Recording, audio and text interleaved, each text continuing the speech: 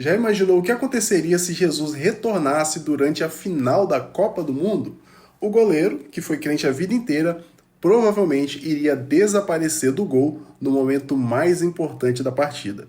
E aquele irmão da igreja, que foi crente a vida inteira, mas que durante a Copa do Mundo ele se desviou um pouquinho para assistir os jogos. E aí, o que pode acontecer também com esse irmão? Agora, vamos pensar na seguinte situação. Está lá acontecendo o melhor jogo, o último, o mais esperado, e milhares de pessoas estão nesse momento assistindo. Os jogos estão sendo assistidos no mundo inteiro. E de repente, uma outra coisa acontece. Jesus volta no momento mais importante do jogo. E aí? O que acontece depois? Jesus disse em Mateus 24, versículo 27, porque assim como o relâmpago sai do Oriente e se mostra até ao Ocidente, assim será também a vinda do Filho do Homem.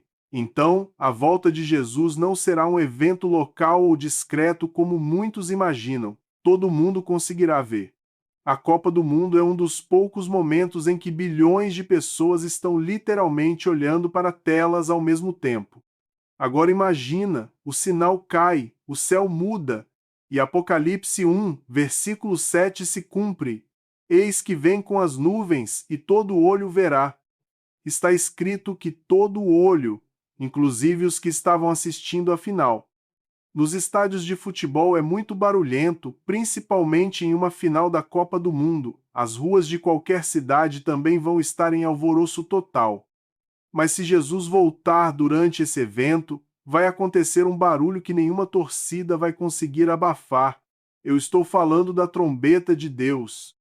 Em 1 Tessalonicenses 4, versículo 16 diz que o Senhor descerá do céu com alarido, e com voz de arcanjo, e com a trombeta de Deus. A maior torcida do planeta não conseguiria abafar esse som. Mateus 24, versículo 31 completa, dizendo que os anjos seriam enviados com grande clamor de trombeta para reunir os escolhidos dos quatro ventos.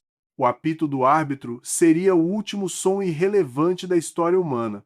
Durante a exibição dos jogos, nós vimos muitos famosos presenciando os jogos nos estádios, famosos do mundo inteiro. Ele tem privilégio, eles ficam em áreas VIPs, têm as melhores bebidas, têm visão privilegiada e também possuem a atenção de todos. O que aconteceria com essas pessoas se Jesus voltasse durante a Copa?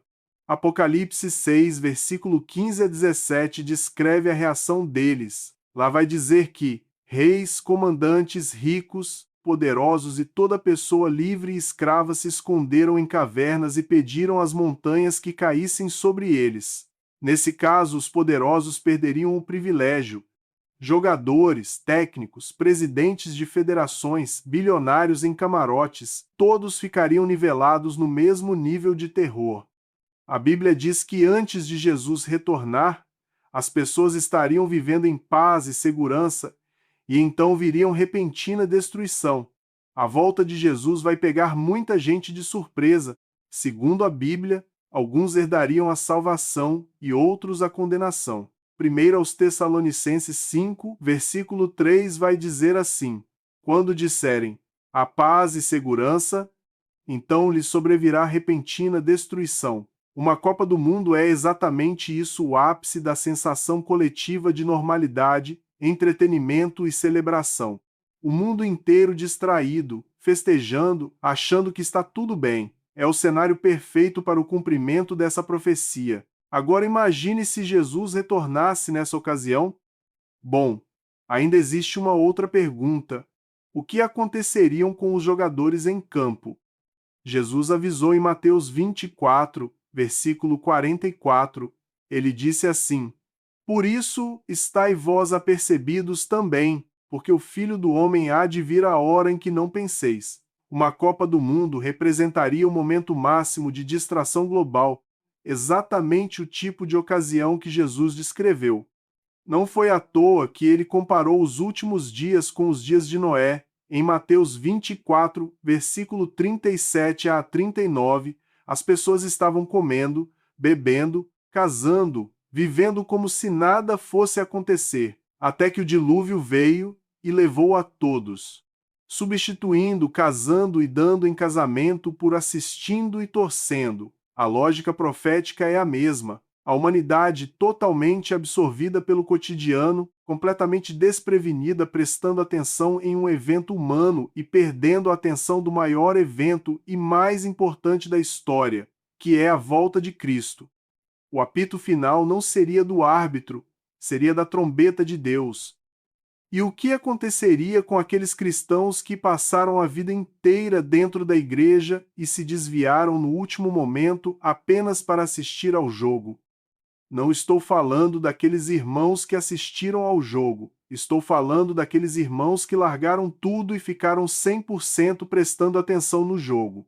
O problema não é assistir o jogo. Quando Jesus contou a parábola das 10 virgens em Mateus 25, versículo 1 a 13, 5 eram prudentes e 5 eram negligentes. As negligentes tinham lâmpadas, tinham aparência de preparadas, estiveram o tempo todo na mesma estrada, mas na hora decisiva faltou o essencial. E fechou-se a porta. O versículo 12 vai dizer que o noivo disse assim para as despreparadas: Em verdade vos digo que não conheço vocês. Elas estiveram ali a vida inteira, mas não estavam prontas quando importou. Assistir ao jogo, tudo bem. Largar tudo para assistir os jogos, aí não. E também tem a questão do coração dividido. Jesus também avisou que ninguém pode servir a 2 senhores. Tiago 4, versículo 4 diz assim: A amizade do mundo é inimizade contra Deus. Aqui ele não está falando de quem assiste futebol casualmente. Está falando de quem, na hora da escolha entre Deus e o mundo, escolhe o mundo. O cristão que passou a vida inteira no altar, mas no momento mais crítico da história se sentou no sofá porque afinal era mais importante, esse revelou onde sempre esteve o coração dele. Jesus disse em Mateus 6, versículo 21, Onde estiver o vosso tesouro, aí estará também o vosso coração. O jogo se tornou o tesouro, e o coração foi junto. Muitas pessoas pensam que alguém se desviou dos caminhos de Jesus por causa da Copa, mas não é verdade. Pode ser que essa pessoa já estava desviada há muito tempo e a Copa só revelou isso. A parábola do semeador, em Mateus 13, versículo 20 a 22, explica isso falando sobre a semente. A semente que caiu entre espinhos representa quem ouve a palavra, mas os cuidados deste mundo e a sedução das riquezas sufocam a palavra e fica infrutífera. Uma vida inteira na igreja não garante raiz profunda. O espinho pode crescer silenciosamente durante décadas e se revelar no momento mais improvável, provavelmente numa final de Copa, por exemplo. E o que Jesus tem a dizer sobre isso? Mateus 7, versículo 21 a 23 é, talvez, a passagem mais aterrorizante de toda a Bíblia para quem se considera cristão. Lá vai dizer assim: Nem todo o que me diz, Senhor, Senhor, entrará no reino dos céus, mas aquele que faz a vontade de meu Pai. Muitos me dirão naquele dia: Senhor, Senhor, não profetizamos nós em teu nome, e não expulsamos demônios em teu nome, e não fizemos muitas maravilhas em teu nome? E então lhes direi abertamente: Nunca vos conheci. Essas pessoas não eram ateus, não eram pagãos, eram pessoas que frequentavam igrejas, que profetizavam, que faziam obras e ainda assim ouviram Jesus dizendo: Nunca vos conheci. Se quem fazia milagres correu esse risco, imagina quem troca o culto na igreja por uma transmissão esportiva. Agora vamos imaginar que Jesus voltou e a pessoa que se desviou para assistir a Copa do Mundo quer argumentar em sua defesa, dizendo que foi apenas um jogo e nada demais. Hebreus 10, versículo 26 a 27 diz assim: Porque, se pecarmos voluntariamente, depois de termos recebido o conhecimento da verdade, já não resta mais sacrifício pelos pecados, mas uma certa expectação horrível de juízo. O voluntariamente é a chave. Ninguém forçou essa pessoa a se desviar, ela escolheu. Conhecia a verdade, viveu na verdade e, na hora da prova, abriu mão. O jogo não a desviou, o jogo apenas expôs o que já existia por dentro. A trombeta não espera o segundo tempo acabar, e Deus não dá acréscimos. Agora, eis a questão: o que é recomendado um cristão fazer em uma situação dessa de distração igual nesse momento de copa, já que temos que ficar vigilantes esperando a volta de Jesus? Primeiro, vigilância não é isolamento. Jesus nunca mandou os discípulos se trancarem num quarto e ficarem olhando para o céu. Na verdade, quando ele subiu ao céu em Atos 1, versículo 10 a 11, os anjos repreenderam os discípulos que ficaram parados olhando para cima. Os anjos disseram assim: Varões galileus, por que estáis olhando para o céu? A vigilância cristã não é ficar parado, estagnado no lugar. É se manter ativo e consciente enquanto aguarda. Paulo, em 1 Coríntios 9, versículo 24 a 27, usou justamente uma metáfora esportiva para explicar a vida cristã. Ele disse assim: Não sabeis vós que os que correm no estádio, todos, na verdade, correm, mas um só leva o prêmio. Correi de tal maneira que o alcanceis. Ele não condenou o estádio, ele usou o estádio como lição. Se uma pessoa não assistir à Copa do Mundo porque está em vigilância aguardando a vinda de Jesus, mas ela está estagnada no lugar, talvez essa vigilância esteja equivocada. Muitos pastores dizem que assistir à Copa do Mundo é pecado. Será que é mesmo? Vamos ver o que a Bíblia diz. 1 Coríntios 6, versículo 12 diz assim: Todas as coisas me são lícitas, mas nem todas as coisas convêm. Todas as coisas me são lícitas, mas eu não me deixarei dominar por nenhuma. A pergunta não é se assistir à Copa é pecado. A pergunta é: isso está te dominando? Você consegue desligar a TV e orar? Consegue perder um jogo e não perder a paz em Cristo? Se sim, você está no controle. Se não, o entretenimento virou ídolo. 1 Coríntios 10, versículo 31 complementa dizendo assim: Portanto, quer comais, quer bebais ou façais outra qualquer coisa, fazei tudo para a glória de Deus. Dá para assistir um jogo para a glória de Deus. Dá. Reunindo a família, agradecendo pelo momento, sem idolatria, sem excesso, sem substituir a comunhão com Deus. O problema nunca foi a atividade, o problema é a posição que ela ocupa no coração. Muitos dizem que não assistem à Copa do Mundo porque precisam estar atentos à volta de Jesus e preferem estar em vigilância do que assistindo um jogo de futebol.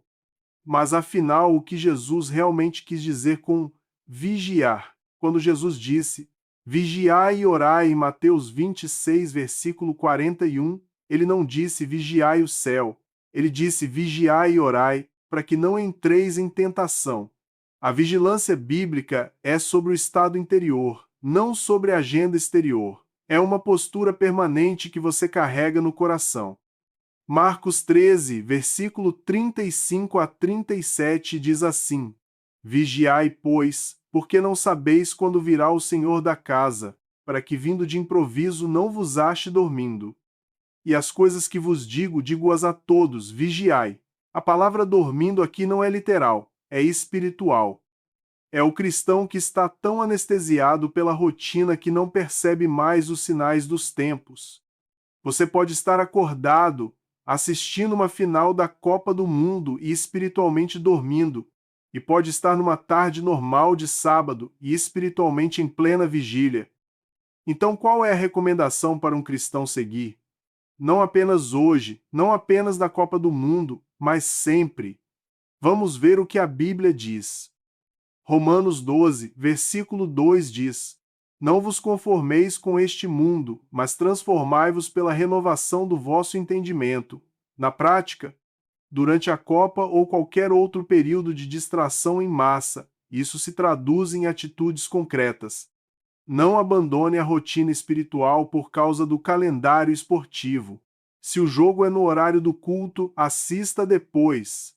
Se o culto não pode esperar, o jogo pode. A ordem de prioridades revela a hierarquia do coração, e Jesus foi claro em Mateus 6, versículo 33. Ele disse: Buscai primeiro o reino de Deus e a sua justiça. Use o momento como ferramenta de evangelismo. Bilhões de pessoas estão emocionalmente abertas durante uma Copa. A conversa está fácil. A reunião está natural. O cristão sábio aproveita esses momentos como Paulo aproveitou o altar ao Deus desconhecido em Atos 17, versículo 22 a 23. Paulo pegou o que a cultura já oferecia e redirecionou para o Evangelho. Se você está no churrasco com a família assistindo o jogo, tem uma plateia cativa do seu lado. Use isso. Mantenha a sobriedade. 1 de Pedro 5, versículo 8 diz assim: Sede sóbrios, vigiai. A sobriedade não é só sobre álcool, fala sobre clareza mental, discernimento, capacidade de perceber quando algo está ocupando espaço demais. Se a derrota do seu time arruína sua semana, a sobriedade já foi embora. Se a vitória te dá mais alegria do que a palavra, as prioridades inverteram. Não julgue quem assiste, nem quem não assiste. Romanos 14, versículos 3 a 4 diz assim: O que come, não despreze o que não come, e o que não come, não julgue o que come. Quem és tu, que julgas o servo alheio? O legalista que condena todo mundo que liga a TV é tão problemático quanto o cristão que esquece de Deus durante um mês inteiro por causa de um campeonato. Quero encerrar esse vídeo com um versículo, Colossenses 3, versículo 2 diz assim: Pensai nas coisas que são de cima e não nas que são da terra. Isso não significa nunca pensar nas coisas da terra. Significa que as coisas de cima sempre ocupam o primeiro lugar. A copa pode estar na sua sala, mas Cristo precisa estar no trono do seu coração. O cristão vigilante não é aquele que nunca se distrai, é aquele que nunca se perde.